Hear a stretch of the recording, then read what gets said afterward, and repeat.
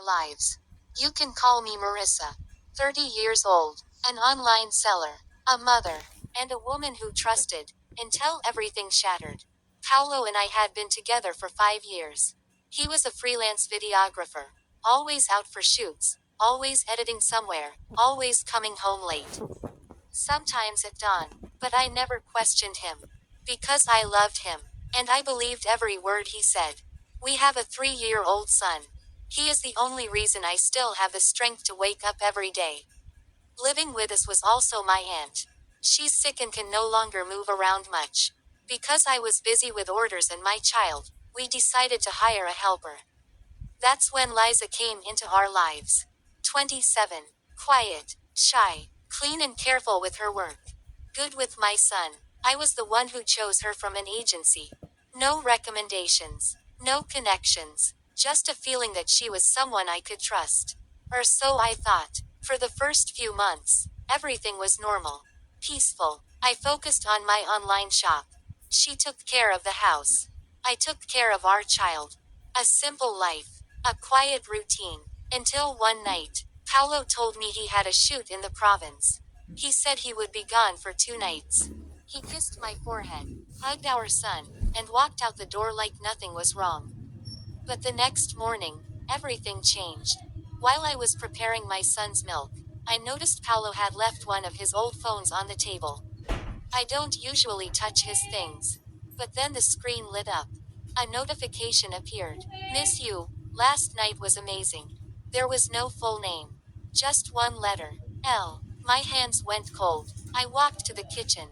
There was Liza. Quiet. Chopping vegetables. Moving like she hadn't just destroyed my world. I tried to calm myself.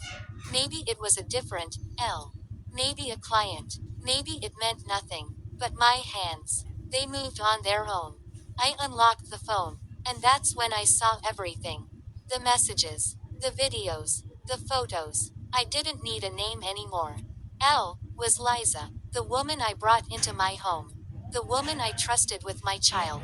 The woman who ate at my table. I want you in their room again, Paolo had written. It's more exciting when she's not there, Liza replied. My world collapsed in seconds. I couldn't scream. I couldn't move. I just slowly sat down on the floor. And cried in silence. That entire night, I said nothing. I didn't confront her. I didn't answer Paolo's calls. I wanted to see how far their lies would go. The next day, Liza asked permission to go out and buy groceries. An hour later, a message came from an unknown number.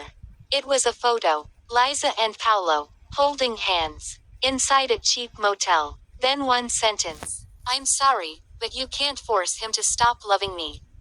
That was the moment I completely broke. When Paolo finally came home that night, I didn't yell. I didn't ask questions. I simply placed his phone on the table and said, leave, and take her with you, into the life you chose. His eyes widened, but he said nothing, because there was nothing left to explain. Within a week, they were both gone. Liza, Paolo, and all the dreams I once believed in. Now, it's just me and my son. The house is quieter, but somehow, it feels more peaceful. Sometimes it still hurts. Sometimes I still miss him. But every time I remember what they did under my roof, what they did behind my back, I no longer feel love. Only one hard truth remains. No matter how much you love someone, the moment they destroy your respect, you must choose yourself.